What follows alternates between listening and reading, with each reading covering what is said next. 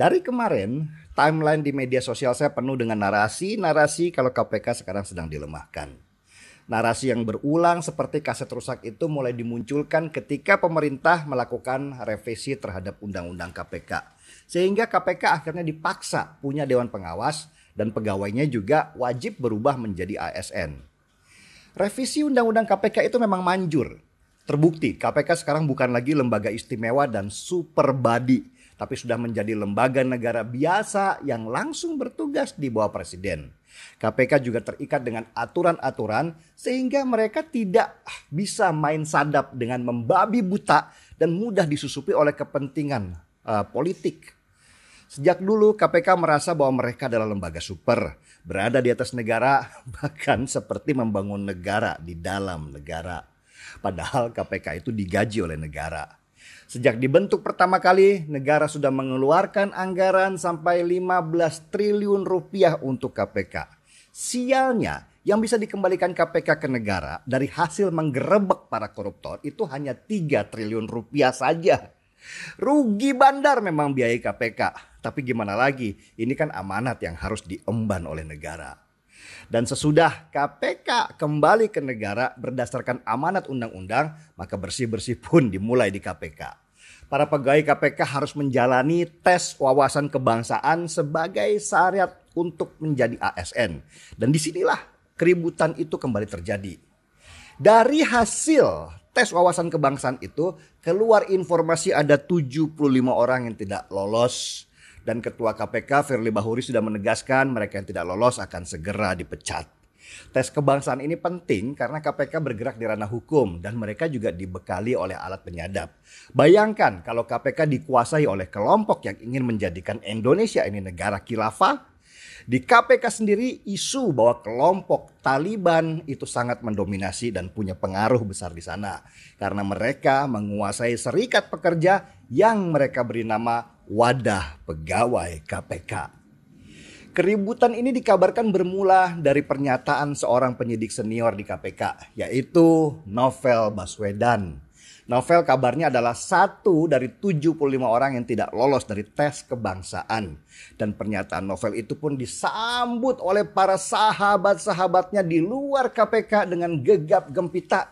Mereka menuding pemerintahan Jokowi sedang menghancurkan KPK dengan memecat Novel. Indonesia Corruption Watch atau ICW yang paling galak menyerang Jokowi dengan menuding pemerintahan sekarang sedang menghancurkan KPK. Menurut ICW, keinginan memecat Novel Baswedan itu sudah direncanakan sejak lama dan itu dilakukan dengan melakukan tes wawasan kebangsaan. Menurut jejak sejarah, ICW dan KPK ini sudah berteman sejak lama. Bahkan Profesor Romli Atmasasmita, guru besar hukum, pernah membongkar praktek kalau ICW mendapatkan dana asing sebesar 96 miliar rupiah lewat bantuannya KPK. Dan tuduhan Profesor Romli ini tentu saja dibantah oleh orang-orang ICW. Tetapi lucunya, meski ICW bilang Profesor Romli itu fitnah, mereka tidak berani mengadukan Profesor Romli ke polisi.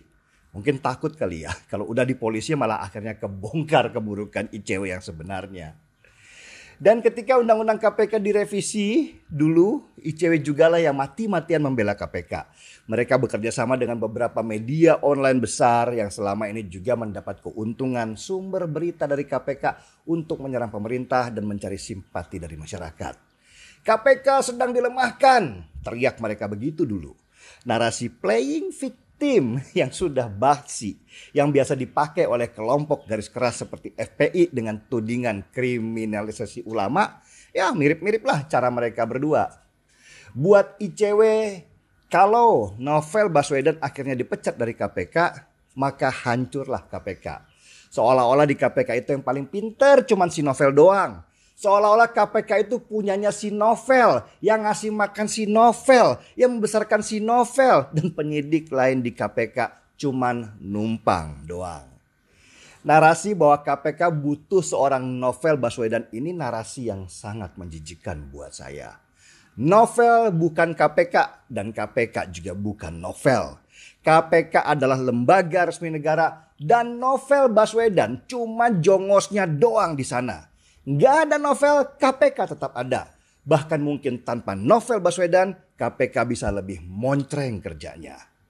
Novel memang adalah jasanya untuk membongkar beberapa praktek korupsi di negeri ini. Tapi maaf ya, itu bukan cuma jasa Novel seorang, tapi teamwork yang bekerja.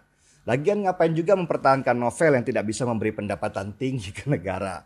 Lah negara sudah keluar 15 triliun rupiah ke KPK, dapatnya cuma 3 triliun rupiah saja. Rugi dong negara. Malulah sama kejaksaan yang kalau bongkar kasus nilainya bisa ratusan triliun rupiah. Lagian Novel Baswedan juga sudah bekerja di KPK selama 14 tahun lamanya dengan prestasi yang makin lama makin menurun. Tangkapannya semakin lama semakin kecil, tapi berita penangkapannya semakin lama yang semakin besar. Sudah waktunya memang pegawai-pegawai KPK lama dikeluarkan dari KPK, ganti dengan orang-orang baru dan muda yang lebih fresh dan lebih mumpuni. Lucu memang si Novel ini. Teriak-teriak terus dia terzolimi di dalam KPK, tapi dia tetap bertahan di sana. Ngapain terus bertahan di KPK, Vel?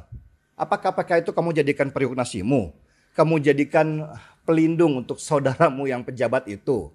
Takut ya kalau nanti KPK sudah nggak kamu pegang, saudaramu itu nanti kejang-kejang.